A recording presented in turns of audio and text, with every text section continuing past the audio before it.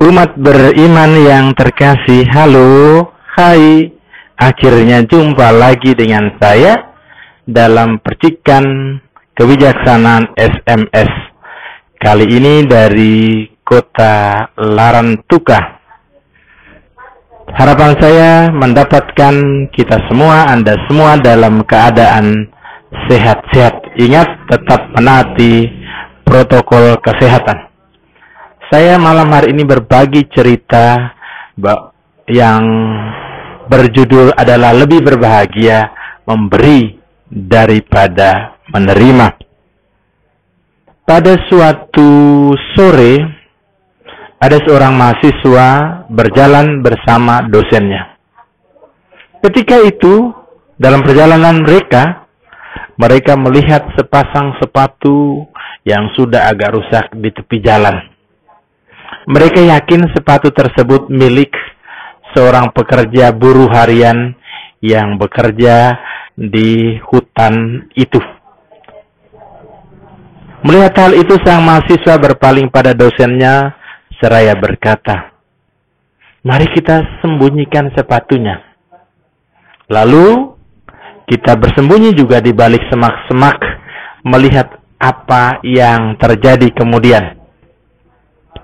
Dosen itu menjawab, "Sobatku, sahabatku, kita tidak seharusnya bersenang-senang dengan mengorbankan orang lain, apalagi orang yang sederhana dan miskin. Engkau dapat melakukan sesuatu yang lebih baik, dan itu saya yakin pasti akan mendatangkan kesenangan besar dalam dirimu." Lalu sang mahasiswa itu bertanya, "Bagaimana caranya?" Sang dosen mengatakan, "Caranya adalah engkau coba memasukkan uang ke dalam kedua sepatu yang butut tersebut. Kau masukkan saja masing-masing 100.000. Setelah itu kita bersembunyi untuk melihat apa persis reaksi orang atau sang pemilik sepatu ini nanti." Karena penasaran dengan apa yang dikatakan dosennya, sang mahasiswa itu melakukan apa yang dikatakan dosennya. Lalu mereka bersembunyi di balik semak-semak. Tak lama kemudian, datanglah si empunya sepatu keluar dari hutan dan bergegas mengambil sepatunya. Ketika memasukkan salah satu kakinya, ia merasakan ada ganjalan karena memang ada uang di dalamnya. Ia pun merogoh ke dalam sepatu tersebut. Dan ia nampak terkejut dan heran karena ada uang 100.000 di dalam sepatunya. Ia memegang sambil menatap uang tersebut. Lalu ia melihat sekeliling apakah ada orang di sekitarnya. Tetapi ia tidak melihat seorang pun di sana. Lalu ia memasukkan uang tersebut ke dalam kantongnya sambil memasang sepatu lainnya. Tetapi lagi-lagi ia terkejut karena ada uang juga dalam sepatunya yang satu lagi itu. Perasaan haru sungguh menguasainya. Ia jatuh tersungkur dan menengadah ke atas dan berdoa, mengucapkan doanya dengan suara yang jelas dari mulutnya. Ia mengucapkan terima kasih kepada Tuhan. Ia berbicara mengenai kondisi istrinya yang sakit serta anaknya yang kelaparan karena tidak ada uang. Ia bersyukur atas kemurahan yang Tuhan berikan melalui orang yang berbaik hati yang tidak ia ketahui. Melihat hal itu, sang mahasiswa meneteskan air matanya. Ia berpaling pada dosennya seraya berkata, "Terima kasih Pak dosen. Engkau telah memberiku pelajaran yang tidak akan kulupakan. Kini saya mengerti bahwa lebih berbahagia memberi daripada menerima."